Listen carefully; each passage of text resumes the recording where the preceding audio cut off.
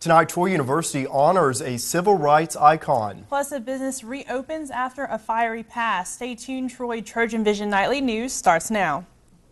From the high-definition digital production center on the Troy campus, with news from Troy University locations around the world, this is Troy TrojanVision Nightly News. Hello and welcome to Troy TrojanVision Nightly News for November 30th, 2012. I'm Judson Garner. And I am Bailey Majors. Thank you for joining us this evening. Last November, Adams Glass Shop in Troy was destroyed in a fire, and almost a year ago to the day later, the business celebrated the rebirth from the ashes and officially reopened for business. Hunter Beck has the story. Members of the community gathered Thursday for the official ribbon-cutting ceremony of the newly rebuilt Adams Glass Studio in Troy. Nearly a year ago, the business was destroyed by a fire and completely burned to the ground. David Adams shared how he felt when he saw the burning building.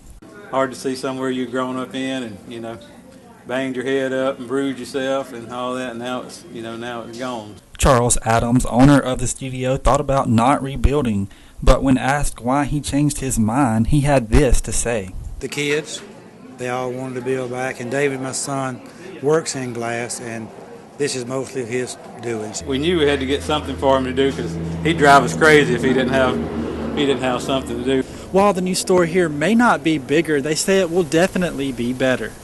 The goal was to achieve a modern rustic look for the studio, and some of the items you can find here include glass angels, sun catchers, and artwork.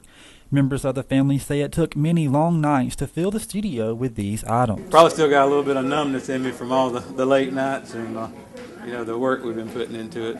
Adams says he and his family are overwhelmed by the support and encouragement from members of the community, and he can see the studio being carried on by the next generation. Hunter Beck, Troy, TrojanVision News. A piece of glasswork inspired by the fire, the Phoenix Angel, will be auctioned off at the Johnson Center silent auction next week. Troy University's Rosa Parks Museum on the Montgomery campus is giving the public a treat in honor of the anniversary of the civil rights icon's historic arrest. Tomorrow, in honor of the anniversary of Parks' arrest, the Rosa Parks Museum and Children's Wing will offer free tours from 9 a.m. to 3 p.m. Groups of 10 or more are asked to make a reservation by calling the museum at 334-241-8661. The Rosa Parks Museum and Children's Wing is located on Montgomery Street in downtown Montgomery on Troy's Montgomery campus.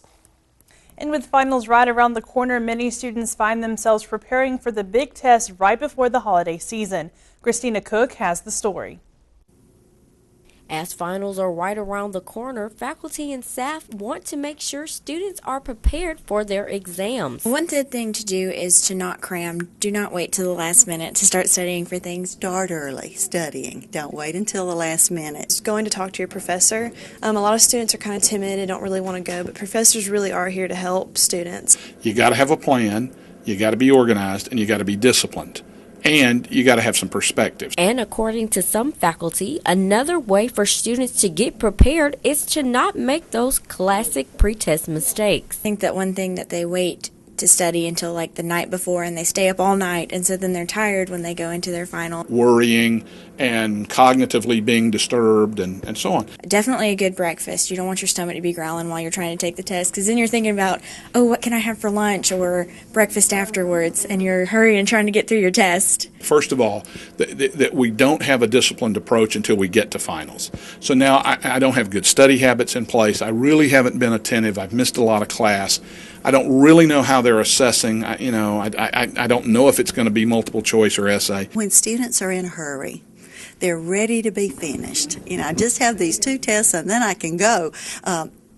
Slow down. And for all of you Troy students getting ready for exams, here's some words of encouragement. I would say you can do what you set your mind to do. If you decide you want to learn something, you want to grow, you want to improve your skills in whatever area, you can do it. It may not be easy, but if you set your mind to it and you're willing to put forth the energy, you can achieve such great things. Christina Cook, Troy, TrojanVision News. Finals will begin December 6th, right after Dead Day, and all of us here at TrojanVision would like to wish all Troy students good luck on their finals. Well, Judson, Thanksgiving was a week ago, but apparently for one Troy professor, there is still room for dessert this week. Yeah, that's right, Bailey. A Troy professor took a pie to the face yesterday on the quad afternoon to raise money for a good cause. Sydney Todd has the details. Earlier this week, Circle K had a Penny Wars fundraiser in hopes of spreading a little bit of cheer this holiday season. Students had a chance to give back and in return be rewarded for their effort, with a chance to see a professor get pied in the face. Well, I've been Circle K advisor now since its inception in 2005, and so I like to do anything to contribute to causes. This is the first time I've ever put my face on the line. It was awesome. Dr. Sherry is wonderful. He's a very good sport about it, and I secretly think he was very excited to do it himself. So. Paying to watch a professor take a pie in the face doesn't sound that bad. It's a little risky during exam time, but some students didn't hesitate to open their wallets. I had this wonderful opportunity, shall we say, because for this whole week, students have been putting money in jars labeled with professors' names, and I was one of three who agreed to do it. Mr. Jonathan Salon, Dr. John Klein, and somehow or other I came out ahead. And that's why I'm covered with pie right now. As one student tells us, this month is particularly special when supporting a foundation such as the March of Dimes. Well, November is World Prematurity Month, and November 17th is actually World Prematurity Awareness Day. So we decided to do an event to raise money for March of Dimes, just to raise awareness for that. If you would like to know more information on how to raise awareness or donate your money or time, visit the Foundation's website at www.marchofdimes.com. Sydney Todd, Troy TrojanVision News. Circle K raised $88.21 from the Pie in the Face event. All proceeds went towards the March of Dimes. And now taking a look at news from around the state. In Huntsville, the nation's space agency is tearing down a rocket test stand that was once used by engineers working to send astronauts to the moon. The National Aeronautics and Space Administration says workers will use explosives to demolish the concrete towers of Test Stand 4696 at Redstone Arsenal today. And in Uniontown, a man faces up to life in prison when he's sentenced for killing one person and injuring 4 others outside a bar in West Alabama. A jury convicted 30-year-old Lamar Montrell Williams of manslaughter, attempted murder, first-degree assault, and 2 counts of second-degree assault. He was originally charged with murder. And in Montgomery, a state appeals court has ruled in favor of a move by Birmingham's Trinity Medical Center from the Montclair area to an unfinished Health South hospital along rapidly growing US 280.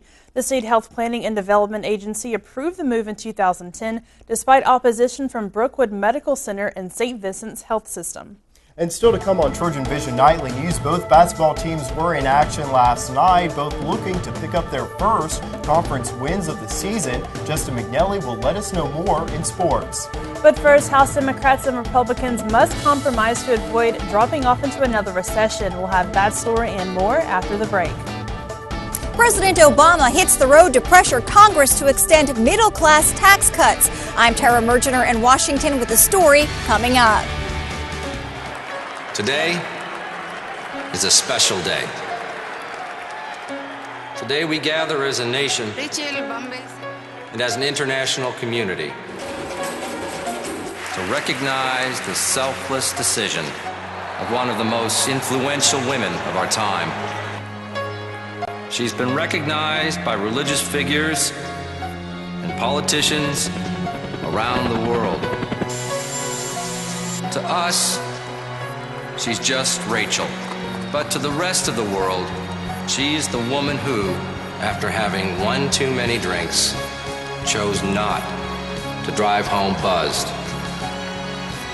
Here today to honor Rachel is the family whose lives she spared.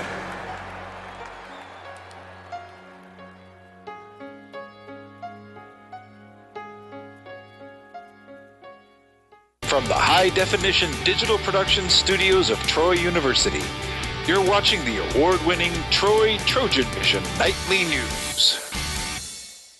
And now for a look at what's happening across the nation and around the world, we'll go to Judson Garner, the Global News Desk. Judson. Thanks, Bailey. The fiscal cliff deadline is now just 32 days away. The White House sent lawmakers a proposal to reduce the deficit, but Republicans call the plan ludicrous. Tara Mergener reports from Washington. President Obama toured a Pennsylvania plant that makes parts for toy companies. He made the campaign-style trip to showcase businesses that depend on middle-class consumers and put pressure on Republicans to agree to his fiscal cliff plan. If Congress does nothing, every family in America will see their income taxes automatically go up on January 1st. That's sort of like the lump of coal you get for Christmas. The White House wants to extend tax cuts for the middle class, but raise taxes on households making more than $250,000 a year. The GOP released a video arguing more taxes will hurt small businesses just getting through the recession. We just went through a horrible climate where our work was off 40%. We had to lay people off. Both sides need to reach a deal before automatic spending cuts and tax hikes kick in January 1st. But one former lawmaker tells us compromise has become a dirty word in Washington. Former Democratic Senator Blanche Lincoln worked with Republicans to balance the budget in the 90s, but she lost re-election after helping President Obama pass his health care legislation. She says the tone on Capitol Hill has changed dramatically since she first arrived in Washington. The answers are not in the extremes. The answers are taking one step at a time and realizing these are not problems that will be solved overnight, but looking for the consensus and building out from that. 2 weeks ago, the parties vowed to work together. Now there is no indication a deal is in sight. Tara Mergener for CBS News, Washington. A series of storms known as a Pineapple Express is walloping the West Coast. Teresa Garcia has the latest from the California coast. Strong winds, steady rain, and heavy surf are pounding the famous Santa Monica Pier. Streets are flooded across the state as the second in a series of 3 super soaker storms from the Pacific is hitting the West Coast. The first storm that hit on Wednesday was the weakest one. Much of Northern California is now under a flood warning, preparing for up to 15 inches of rain by the end of this weekend. Friday is going to be bad. Sunday is going to be even worse. The storms are called Pineapple Express storms because they originate in the warm waters off Hawaii. But not all the bad weather that's hitting here is coming from the tropics. Some of it is coming from the north. Several feet of snow could fall in higher elevations, and thanks to wildfires that destroyed acres of trees, there's a major threat of mudslides in some areas. Residents in San Francisco are sandbagging their homes and businesses to prevent flooding. People in the low-lying city of Petaluma are worried about the river that runs through town, hoping their upgraded $40 million flood control system holds up. The city has got tons of plans in place. I think they're well prepared. They're watching it probably more so than half the citizens here. There's also the possibility of widespread blackouts, so power companies have been trimming trees to prevent branches from falling on utility lines. Despite those precautions, thousands of homes are now without electricity. Strong winds temporarily knocked out power on the San Francisco-Oakland Bay Bridge. Teresa Garcia, CBS News, Santa Monica. A new study shows that food advertising could affect obese children more than healthy kids. Inez Ferrer reports from New York. Claire Steichen's son spends plenty of time outside. She doesn't want him sitting in front of the television. In fact, she got rid of theirs. We didn't want them watching as much TV, and because we didn't love the advertising. Some experts say food marketing is fueling the childhood obesity epidemic. Now a new study shows food advertising could affect the brains of obese children differently. Researchers at the University of Missouri, Kansas City showed food logos to a group of obese children and healthy weight children. Then they used scans to see how areas of the brain responded. So all the kids showed activity in reward regions, but what the obese kids didn't show was brain activation in regions of self-control when they were looking at the food logos. Dr. Amanda Bruce found the healthy weight children had more activity in areas of the brain that help stop behaviors. It's estimated that companies spend more than $10 billion a year to market food and beverages to kids. Researchers say this study raises serious questions. We know the vast majority of food marketing is for unhealthy products that are high in sugar, sodium, and fat. Is that doing kids a favor, or is it doing him harm? Dr. Bruce says parents should encourage good eating habits and try to limit exposure to food ads. That's something this mom is already doing. We use the computer, we use the video players, and they just don't see television advertising. Choices she hopes will keep her children on a healthy track. Ines Ferre for CBS News, New York. And that'll wrap things up from the Global News Desk. To see more stories from across the country and around the world, including a story that shows that too much exercise could hurt your heart, you can turn into Trojan Vision Global News right after the nightly news. Now back to you, Bailey. Thank you, Judson. And now Justin McNally joins us for a look at sports. So, Justin, it's getting to be the end of the semester. Students are getting to wrap up for Christmas break, but it seems like the men's and women's teams of basketball are still going strong. That's right. It doesn't seem that long ago since basketball season started, that big, huge game at Trojan Arena against Mississippi State. But, they're still getting into full swing. We got a lot to talk about, so I'll get to that here in sports. All right, sounds good. The Trojan men's basketball team opened conference play on the road last night against Arkansas Little Rock in a game that came down to the wire, but ultimately went to the other Trojans. A last-second shot by Deontay Jethro fell short as Troy was defeated by UALR 58-56 in Little Rock. Troy took a 33-28 lead into halftime. ULAR chipped away and took the lead of its own for the final minutes. Troy had an opportunity to tie the game, getting the ball down with under 10 seconds remaining, but the final play was stifled, forcing Jethro to take a contested jumper at the buzzer. Hunter Williams led the team with 11 points and a season-high 7 assists, while Emil Jones scored 10 points and grabbed 3 rebounds. The Trojans return home on Saturday to face Western Kentucky in the second part of a doubleheader with the women's team. And how does Coach Maestri feel being compared to Western Kentucky? Experienced team. They have 4 of those kids are back from last year that played in the NCAA tournament, won the first round game in the NCAA tournament in front of President Obama, and then went on to play, I think, Kentucky maybe the second round. But so they have a lot more experience. And the women's team had some trouble with the other Trojans as well, but lost by a slightly higher margin.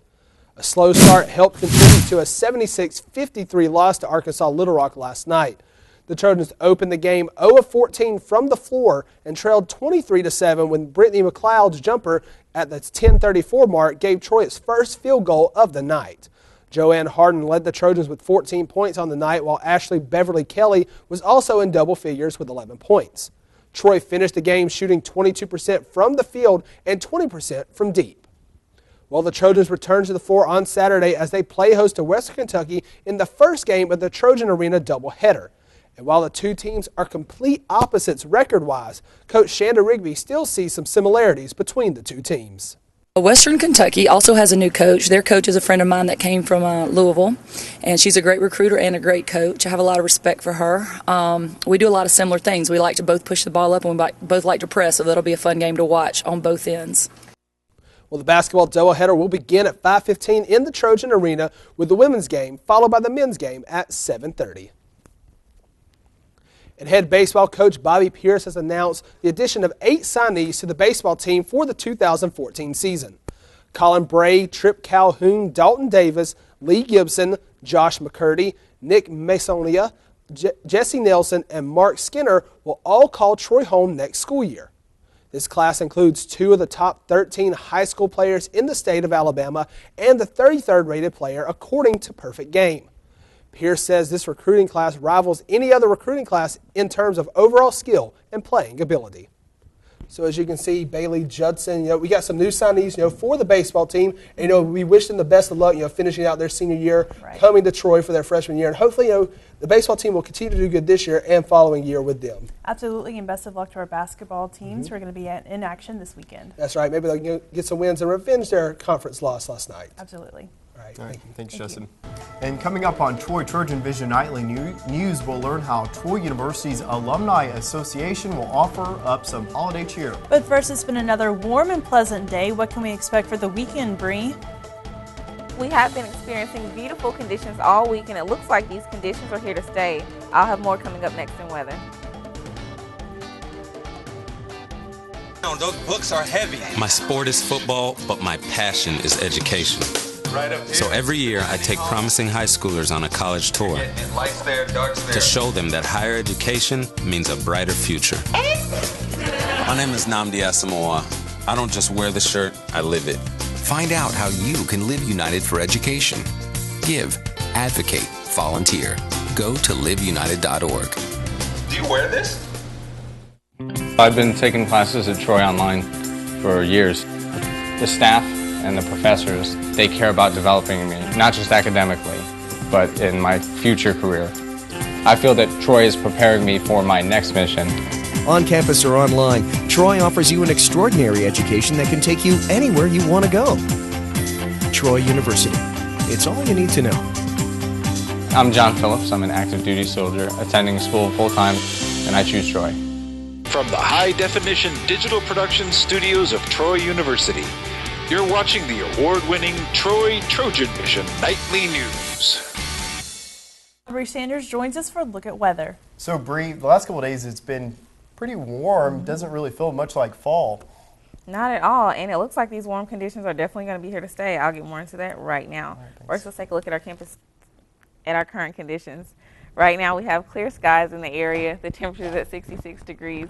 Dew point's at 50 degrees. Humidity is at 56%. Barometer's at 30.24 inches, and steady winds are coming in from the east-northeast at 5 miles per hour. Today's stats, we had a high today of 68 degrees, a low of 43. There was no rain today. The sun rises at 6:24 a.m. and it should set at 4:40 p.m. Temperatures around the state. Overall, we're experiencing a mixture of temperatures right now. Mobile coming in at 61. Huntsville coming in with a low at 53. Troy right now at 66. Dothan there at 58. Looking at our temperatures around the southeast, on average, like I said, we're at about a mid 60-degree temperatures. And as we move throughout the rest of the southeast, those temperatures remain constant right there in the mid to upper 60s. Temperatures around the United States, as we take a look at the west side of the states here, it looks like those temperatures remain constant all the way throughout the United States. Very warm temperatures as we move throughout the southern border of the states. Departure from normal.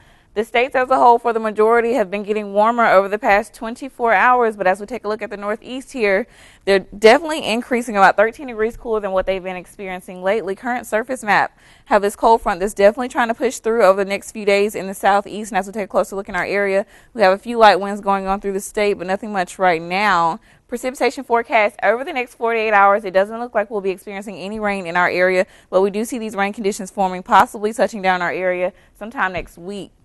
Moving into tomorrow, a very clear weekend as we head in Saturday, but as we close out our weekend on Sunday, it'll still be clear, but that rain does develop there in the northern part of the states, and on Monday it moves to the west, and on Tuesday it kind of comes back down into the southeast, possibly hitting the western part of our state. For tonight's forecast, that low gets to right at 45 degrees. It'll be a partly cloudy night tonight. For tomorrow, partly cloudy, but that temperature will get to about 74 degrees, so it is continuing to get warmer.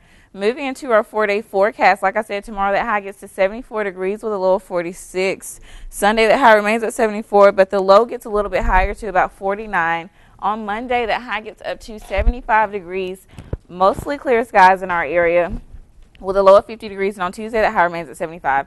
So Judson, as we begin our week off, it did give us a little bit of rain. The temperature dropped just a little bit, but over the past few days it rose back up into about the lower to mid 70s. So it looks like we're back into those spring temperatures, but we do see the fall leaves out in the area to kind of give us a feel like it's fall. But nevertheless, tomorrow will be December the 1st, and we have spring temperatures. Yeah, so. Considering it's December and it's 75 degrees outside, it's just, man, I miss jacket weather. All right. Thanks, Bree. You're welcome.